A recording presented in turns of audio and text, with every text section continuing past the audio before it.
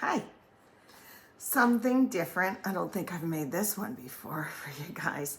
I haven't seen it in the store in a while, and it's much less expensive than buying salmon. This is ahi tuna steak, and no, it doesn't taste anything like you get in the can. Nothing. And it is a really economical way to have another portion of fish in your diet, if that's your desire. Very high in good things and low in other bad things. So I wanted to show you this because I am going to marinate it first in a couple of things. Oh, here, I can reach them. I'm going to put a little sesame oil on it. And I'm going to, oops, I grabbed the other sesame oil. I'm going to do soy sauce. This is my other sesame oil, oops. And then I'm going to pat it dry. It's really good to have your protein dry if you want to sear it. That's what we're going to do. This cooks in a matter of minutes. I actually kind of forget how long I should sear it on both sides. I'm guessing 2 or 3 minutes, but don't quote me on that, okay? I actually have to look it up because I haven't done it in a while. And I've put this on skewers before and served it. And with leftover rice we have tonight, some other things. So, but I have a little trick that I do that I'm going to encrust this with. I'm going to take, I'm not going to tell you. You have to watch to see. So let me get this going for a little while. I'm going to marinate and thaw it. It was frozen. And it's like full of water. So I've been squishing it with paper towels. Okay, so just stay with me and the rest will go really fast. Ahi. Oh, that means yellowfin, by the way. Have you heard in a restaurant, I'll have the yellowfin tuna? Well, that's what it is. It's not the bluefin. That's really expensive. This is economical. And it tastes great. There we go. Okay, so I've had this marinating for a little while. I didn't want to open my new soy sauce just for this. So I use dumpling sauce. I use this. I use it for lots of stuff. It tastes good. That's all you care about. Doesn't have to be exact, right? Anyway, I had it marinating. Look how much moisture I kept getting off of it. I put it on paper towels and squish it. Again, anytime you sear a protein, if you want to sear it, get something crusty and not overcooked in the middle because we don't want to overcook this, okay? So let's go over here and I'm going to encrust it. That would be my cat with her dish. She knows what time it is. And especially because they probably smell this. Although this doesn't have any kind of fishy smell. It shouldn't anyway. So let's go over here. I don't know if I could just swing this around. I'm going to try it. Like too about there. Okay, let's see if that works. I'm going to run around. Ta-da! Okay, so I am going to encrust this in something. And it would be black sesame seeds. Okay, let me get this on a little dish here. Now I'll do it like this. It has this kind of opening too, or you spoon it.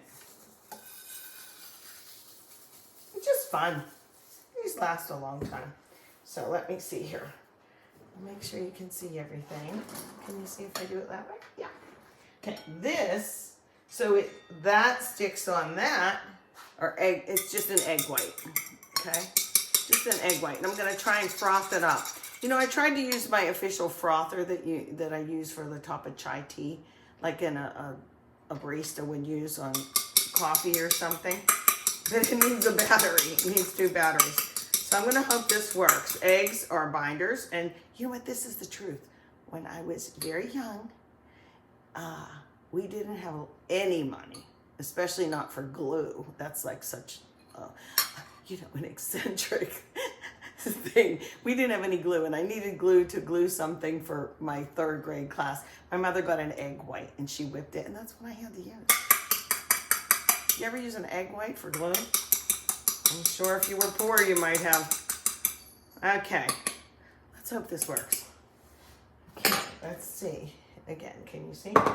Yes, I'm going to use my hands. This thing's right here. So you guys have been marinating a little bit to hopefully get that flavor soaked through. They're thoroughly thawed also. Okay, do this. let's get sticky, y'all. And, ready? Gently press. Should I just do one side? I think just one side. Okay. Have you ever seen it in a restaurant like this? Look. Okay. Let's do the next one. Flip them around.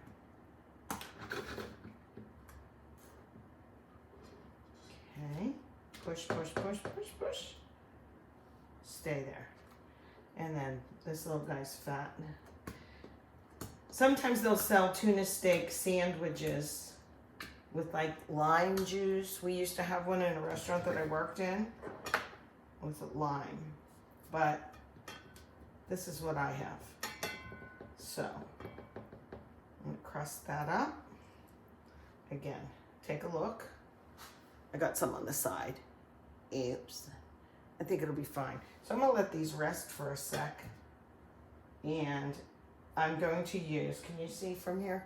My Screaming Hot skillet. And it's going to be a non-stick skillet, okay? And when I put it in there, literally, I'm going to time it for 2 minutes on each side. And then we'll see. But in the meantime, I have leftover, ooh, look at this, watch. I have some leftover white basmati rice. We'll have that. And I don't know what other kind of veg. Maybe green beans. We haven't had those in a while. I'll figure it out. Okay, I'm going to turn off the camera, get my skillet going, and get this yummy. Okay, yeah, I'm going to use a teeny bit of, I use a teeny bit of oil here. I'm not going to use anything in my non-stick. Just the teeniest. It's just going to get really hot so it doesn't stick. Okay, talking too much here. Let's get going. So you know how I did my egg white in here? And I had separated out the yolk. I thought I was going to give it to my cats, but I threw it back in here, whipped it up, and I'm putting it in here. Now, I have made traditional fried rice, a video of that before, and I guess I could do it and put the onion and carrots and peas and all that, but I'm not going to. I just used a little bit of the sesame oil, keeping in theme with the flavors here. And then I put the fried egg, I put the egg in and fried it up. Real fried rice does have egg in it. Now I'm going to push this back in. And then I don't have to do it the way it's kind of, quote, supposed to do it, right? I mean, what's my theme? How to cook without a book. So this is what I'm going to add in here. I'm going to add like probably a little bit of soy. But I had some leftover already cooked cabbage for something that I was doing. And yeah, I'm going to put it right in there. Okay, and I'm going to turn up the heat. And then I will finish with maybe some more of the dumpling sauce. I shouldn't be using that. That's metal on Teflon. Okay, so it's a very different kind of fried rice after all. But all the flavors will get together and have a little party in this skillet. And trust me, it's going to be good. See, look how much more that made. A little bit of fried rice, a little bit of leftover cabbage, 1 egg, and some soy sauce will go in there too. But in the meantime, there's my other skillet over here, as you can see. And when everything else is ready, I'll get that going and we'll watch that cook. But I'm not going to do that till we're pretty much ready to eat, okay?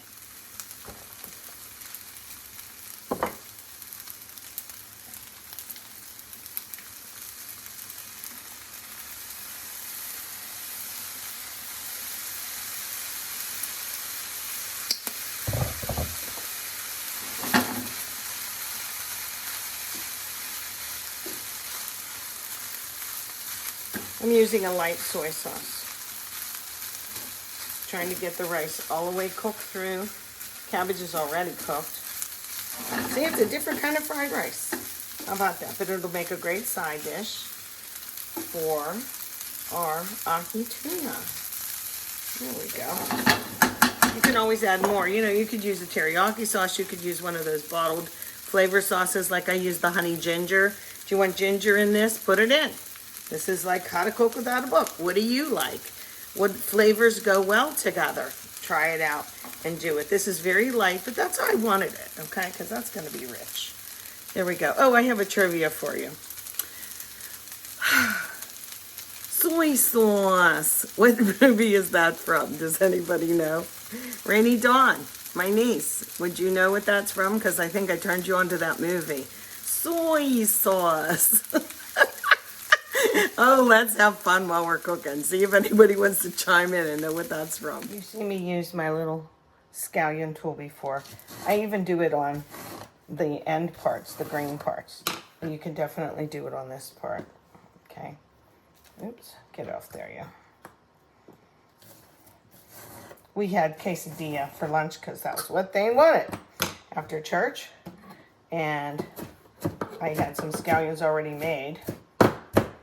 Like this, I mean prepared. They were left, and we're going to use that for our fish, for our ahi tuna. Okay, get that in there. But I love that little tool. Okay, my skillet's getting really hot. Okay, here we go. This is getting pretty darn hot. I had turned it down to do my scallions. Okay. I'm going to put the oil in, a little bit of olive oil, okay, and kind of just put it in a little thing. I kind of don't really want it to get to the smoke point, you know, where it's burning the oil, but I'm going to wait that extra second here, okay? You can really see when it's starting to ripple, okay? This is technically a fish knife, so I'm using it. And I'm going to put seed side down first. Okay, and it's wet. I'm hoping I dry these out enough. But we're going to see. My oil wants to run away. There we go. Is it you hot? Are you screaming hot? Screaming? I have medium high. I'm a little hesitant going higher than that. Okay, ready? He's pretty hot. I'll put some in the oil over here. Can you hear it? Well, don't you talk back to me. I might need a splash guard. Let me get that in my other rag. Okay, I'm going to start the timer because I wanted 2.5 minutes. So let's do 2 minutes. Start. Okay, this is so it doesn't talk back to me. Then you can't see it. Here, I'll do like this. Like I'm Romper Room. Who remembers Romper Room? I can see Sharon and Nancy. They never said my name. Shirley, by the way. Okay, I can see it starting to cook around the edges. Here, I'm going to shift this one so you can maybe see the edges. Can you see that? Shouldn't shift too much, but... he's cooking. Might not even be 2 minutes, guys. We'll see. I'm going to turn it up a tiny bit more because I really want that oil to keep sizzling. So I'll make the mistakes and then you can learn from them, okay? I haven't done these in a while. And the last time I did them, I bought them in little cubes. Oh, it's giving me a warning. 1 more minute. And I am going to give it that minute. I don't want it super, super raw. That's just a preference now, okay?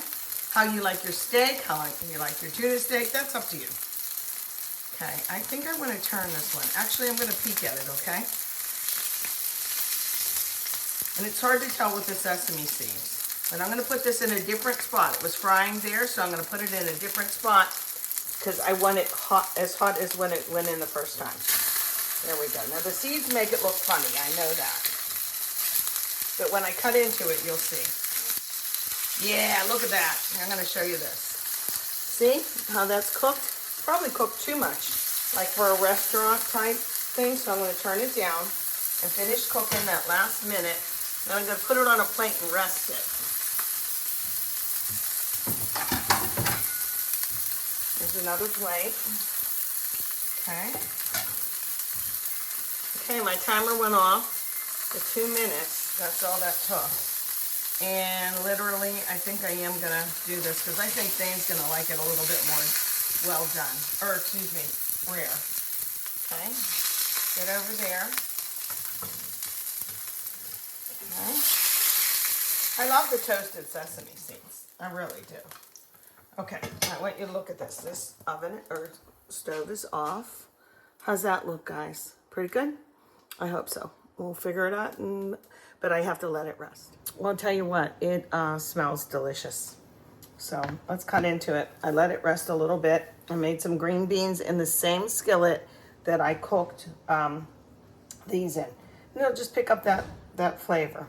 So let's give it a go. It's still a little bit hot. Let's see how we did. Okay. I think that's just about right, guys. Okay. So I want you to see this. Okay. And then I'm going to sprinkle some, we'll sprinkle some scallion on that. How's that look? Okay, mancha.